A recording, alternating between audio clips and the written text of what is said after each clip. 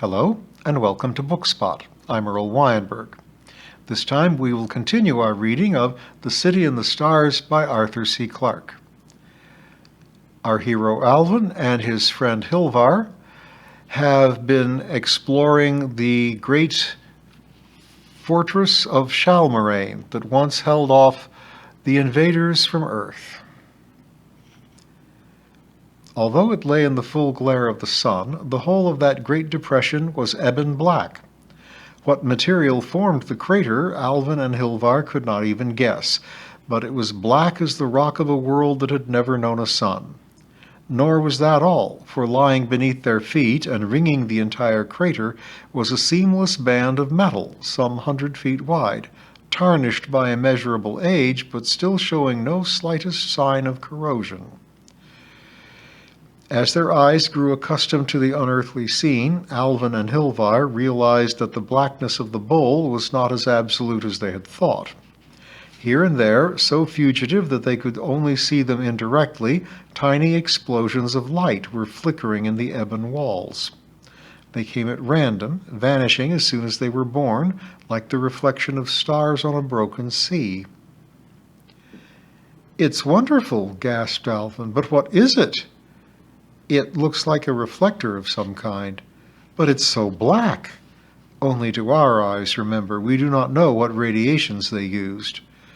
"But surely there must be more than this. Where is the fortress?" Alvar pointed to the lake. "Look carefully," he said. Alvin stared through the quivering roof of the lake, trying to plumb the secrets it contained within its depths. At first he could see nothing. Then, in the shadows near its edge, he made out a faint reticulation of light and shade. He was able to trace the pattern out toward the center of the lake until the deepening water hid all further details. The dark lake had engulfed the fortress. Down there lay the ruins of once mighty buildings overthrown by time. Yet not all of them had been submerged, for on the far side of the crater Alvin now noticed piles of jumbled stones and great blocks that must once have formed part of massive walls. The waters lapped round them, but had not yet risen far enough to complete their victory. "We'll go around the lake," said Hilvar, speaking softly, as if the majestic desolation had struck awe into his soul. "Perhaps we may find something in those ruins over there." For the first few 100 yards, the crater walls were so steep and smooth that it was difficult to stand upright, but after a while they reached the gentler slopes and could walk without difficulty. Near the border of the lake, the smooth ebony surface was concealed by a thin layer of soil which the winds of Lys must have brought here through the ages. A quarter of a mile away, titanic blocks of stone were piled one upon the other, like the discarded toys of an infant giant. Here, a section of massive wall was still recognizable. There, 2 carven obelisks marked what had once been a mighty entrance. Everywhere grew mosses and creeping plants and tiny stunted trees. Even the wind was hushed. So Alvin and Hilvar came to the ruins of Shalmirane. Against those walls and against the energies they had housed, forces that could shatter a world to dust had flamed and thundered and been utterly defeated. Once these peaceful skies had blazed with fires torn from the hearts of suns, and the mountains of Lys must have quailed like living things beneath the fury of their masters. No one had ever captured Shalmirane. But now the fortress, the impregnable fortress, had fallen at last, captured and destroyed by the patient tendrils of the ivy, the generations of blindly burrowing worms, and the slowly rising waters of the lake. Overawed by its majesty, Alvin and Hilvar walked in silence toward the colossal wreck. They passed into the shadow of a broken wall and entered a canyon where the mountains of stone had split asunder. Before them lay the lake, and presently they stood with the dark water lapping at their feet. Tiny waves, no more than a few inches high, broke endlessly upon the narrow shore. Hilvar was the first to speak, and his voice held a hint of uncertainty which made Alvin glance at him in sudden surprise. "There's something here I don't understand," he said slowly. "There's no wind, so what causes these ripples? The water should be perfectly still." Before Alvin could think of any reply, Hilvar dropped to the ground, turned his head on one side, and immersed his right ear in the water. Alvin wondered what he hoped to discover in such a ludicrous position. Then he realized that he was listening. With some repugnance, for the rayless waters looked singularly uninviting, he followed Hilvar's example. The first shock of coldness lasted only for a second. When it passed, he could hear, faint but distinct, a steady, rhythmic throbbing. It was as if he could hear from far down in the depths of the lake the beating of a giant heart. They shook the water from their hair and stared at each other with silent surmise. Neither liked to say what he thought, that the lake was alive. "It would be best," said Hilvar presently, "if we searched among these ruins and kept away from the lake." "Do you think there's something down there?" asked Alvin, pointing to the enigmatic ripples that were still breaking against his feet. "Could it be dangerous?" "Nothing that possesses a mind is dangerous," Hilvar replied. Was that true, thought Alvin? What of the invaders? "I can detect no thoughts of any kind here, but I do not believe we are alone. It is very strange." They walked slowly back toward the ruins of the fortress, each carrying in his mind the sound of that steady, muffled pulsing. It seemed to Alvin that mystery was piling upon mystery, and that for all his efforts he was getting further and further from any understanding of the truths he sought. It did not seem that the ruins could teach them anything, but they searched carefully among the piles of rubble and great mounds of stone. Here, perhaps, lay the graves of buried machines, the machinery that had done their work so long ago. They would be useless now, thought Alvin, if the invaders returned. Why had they never come back? But that was yet another mystery. They had enough enigmas to deal with. There was no need to seek any more. A few yards from the lake, they found a small clearing among the rubble. It had been covered with weeds, but they were now blackened and charred by tremendous heat, so that they crumbled to ashes as they approached, smearing their legs with streaks of charcoal. At the very center of the clearing stood a metal tripod, firmly anchored to the ground and supporting a circular ring which was tilted on its axis so that it pointed to a spot halfway up the sky. At first sight, it seemed that the ring enclosed nothing. Then, as Alvin looked more carefully, he saw that it was filled with a faint haze that tormented the eye by lurking at the edge of the visible spectrum. It was the glow of power, and from this mechanism, he did not doubt, had come the explosion of light that had lured them to Shalmirane. They did not venture any closer, but stood looking at the machine from a safe distance. They were on the right track, thought Alvin. Now it only remained to discover who, or what, had set this apparatus here, and what their purpose might be. That tilted ring, it was clearly aimed out into space. Had the flash they observed been some kind of signal? That was a thought which had breathtaking implications. "Alvin," said Hilvar suddenly, his voice quiet but urgent, "we have visitors." Alvin spun on his heels and found himself staring at a triangle of lidless eyes. That, at least, was his first impression. Then, behind the staring eyes, he saw the outlines of a small but complex machine. It was hanging in the air a few feet above the ground, and it was like no robot he had ever seen before. Once the initial surprise had worn off, he felt himself the complete master of the situation. All his life he had given orders to machines, and the fact that this one was unfamiliar was of no importance. For that matter, he had never seen more than a few % of the robots which provided his daily needs in Diaspar. "Can you speak?" he asked it. There was silence. "Is anyone controlling you?" Still silence. Go away. Come here. Rise. Fall. None of the conventional control thoughts produced any effect. The machine remained contemptuously inactive. That suggested two possibilities. It was either too unintelligent to understand him, or it was very intelligent indeed, with its own powers of choice and volition. In that case, he must treat it as an equal. Even then, he might underestimate it, but it would bear him no resentment, for conceit was not a vice from which robots often suffered. Hilvar could not help laughing at Alvin's obvious discomfort. He was just about to suggest that he should take over the task of communicating when the words died on his lips. The stillness of Shalmirane was shattered by an ominous and utterly unmistakable sound. The gurgling splash of a very large body emerging from water. It was the second time since he had left Diaspar that Alvin wished he were home.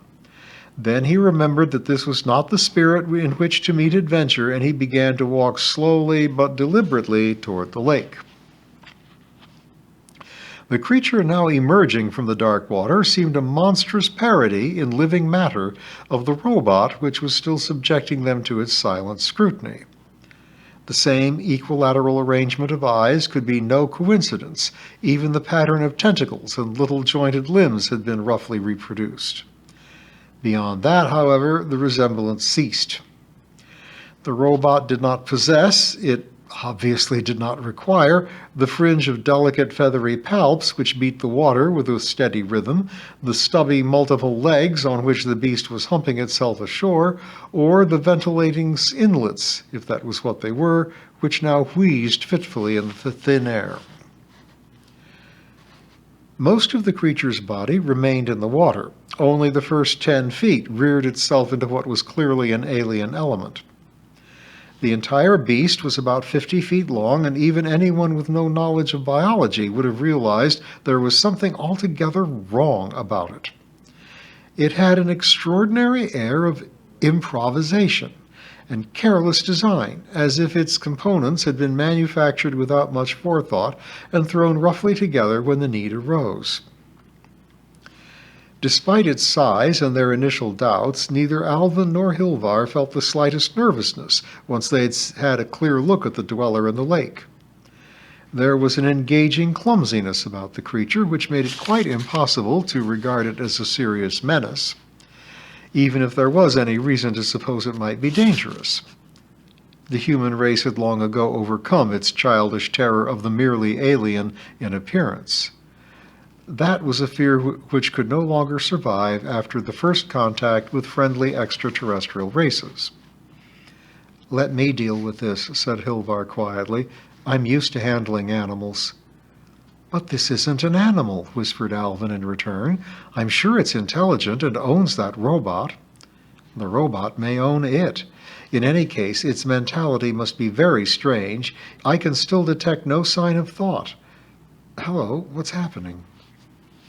The monster had not moved from its half-raised position at the water's edge, which it seemed to be maintaining with considerable effort. But a semi-transparent membrane had begun to form in the center of the triangle of eyes, a membrane which pulsed and quivered and presently started to emit audible sounds.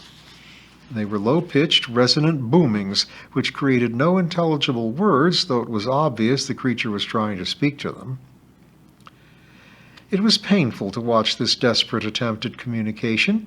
For several minutes the creature struggled in vain. Then, quite suddenly, it seemed to realize that it had made a mistake.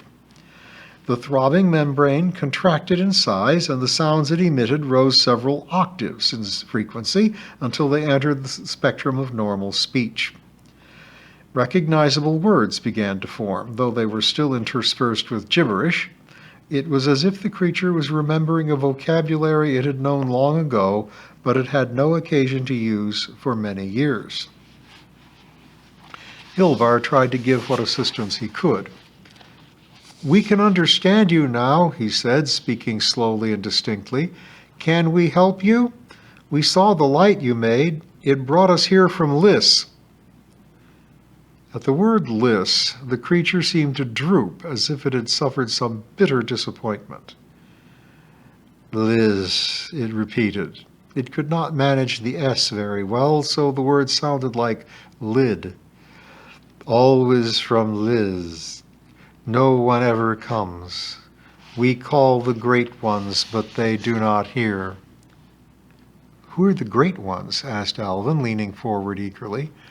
The delicate, ever-moving palps waved briefly toward the sky. The great ones, he said, from the planets of eternal day.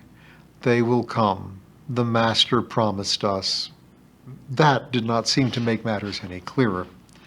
Before Alvin could continue his cross-examination, Hilvar interrupted again. His questioning was so patient, so sympathetic, and yet so penetrating that Alvin knew better than to interrupt, despite his eagerness. He did not like to admit that Hilvar was his superior in intelligence, but there was no doubt that his flair for handling animals extended even to this fantastic being. What was more, it seemed to respond to him. Its speech became more distinct as the conversation proceeded, and where at first it had been brusque to the point of rudeness, it presently elaborated its answers and volunteered information on its own. Alvin lost all consciousness of the passage of time as Hilvar pieced together the incredible story. Alvin lost all consciousness of the passage of time as Hilvar pieced together the incredible story. They could not discover the whole truth. There was endless room for conjecture and debate. As the creature answered Hilvar's questions ever more and more willingly, its appearance began to change. It slumped back into the lake, and the stubby legs that had been supporting it seemed to dissolve into the rest of its body. Presently, a still more extraordinary change occurred. The three huge eyes slowly closed, sank to pinpoints, and vanished completely. It was as if the creature had seen all it wished for the moment, and therefore had no further use for eyes. Other and more subtle alterations were continually taking place, and eventually almost all that remained above the surface of the water was the vibrating diaphragm through which the creature spoke. Doubtless this too would be dissolved back into the original amorphous mass of protoplasm when it was no longer required. Alvin found it hard to believe that intelligence could reside in so unstable a form, and his biggest surprise was yet to come. Though it seemed obvious that the creature was not of terrestrial origin, it was some time before Hilvar, despite his greater knowledge of biology, realized the type of organism they were dealing with. It was not a single entity. In all their conversations with it, it always referred to itself as we. In fact, it was nothing less than a colony of independent creatures, organized and controlled by unknown forces. Animals of a remotely similar type, the Medusae, for example, had once flourished in the ancient oceans of Earth. Some of them had been of great size, trailing their translucent bodies in forests of stinging tentacles over 50 or 100 feet of water. But none of them had attained even the faintest flicker of intelligence beyond the power to react to simple stimuli. There was certainly intelligence here, though it was a failing, degenerating intelligence. Never was Alvin to forget this unearthly meeting as Hilvar slowly pieced together the story of the Master, while the protean polyp groped for unfamiliar words, the dark lake lapped at the ruins of Shalmirane, and the trioptic robot watched them with unwavering eyes.